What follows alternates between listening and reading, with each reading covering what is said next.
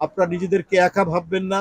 আপনাদের পাশে বাংলাদেশের বৃহত্তর রাজনৈতিক সংগঠন বিএনপি আপনাদের পাশে আছে এবং তার নেতা তারেক রহমান সাহেব আপনাদের পাশে আছে। কোনো রাজনৈতিক ডামাডল বিএনপির যে সমাজ উন্নয়নমূলক এবং সমাজ সেবামূলক কোনো কাজকে ব্যাহত করতে পারবে না। এখানে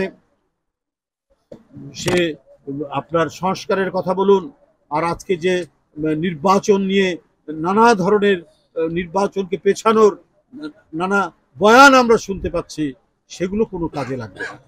আমরা চাই এই সমস্ত মানুষ যারা এখানে আছে তারা হচ্ছে শক্তিশালী। তারা নির্বাচিত করবে কোন দল ক্ষমতায় আসবে, তারা নির্বাচিত করবে কে এমপি হবে।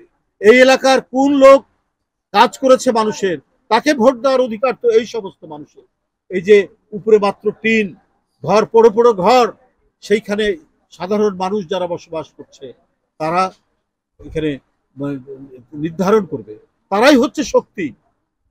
তাদের সেই শক্তিকে কোনোভাবে কেড়ে নেওয়া যাবে না।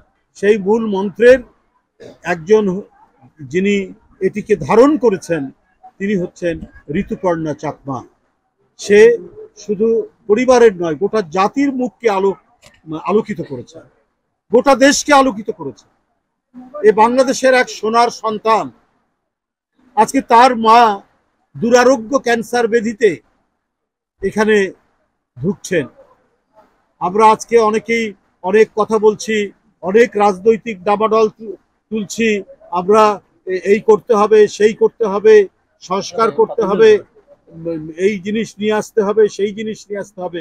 কিন্তু অতি দ্রুত বিগত ফ্যাসিস্ট আমলে যে শোষণ হয়েছে, যে জুলুম হয়েছে, যে নির্যাতন হয়েছে, যেভাবে প্রতিভাকে, দেশের প্রতিভাকে আপনার ঢেকে রাখার চেষ্টা করা হয়েছে, সেইটা দেখার এবং সেটাকে উন্মোচিত করে সত্যিকারের সোনার সন্তানদেরকে পাদপ্রদীপের আলোর সামনে নেওয়ার ব্যবস্থা আমরা এখনো দেখছি না।